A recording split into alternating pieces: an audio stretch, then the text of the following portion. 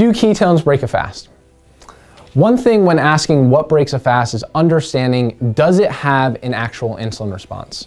We know from research is that the actual act of breaking a fast is driven by the insulin response. Typically when you eat food, you get an insulin response, and that's when you shut off a process known as lipolysis, or what is basically fat burning.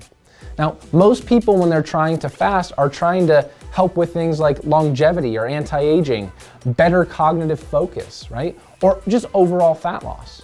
And so when it comes to ketones, I do not consider them as breaking a fast because they do not spike insulin to any degree.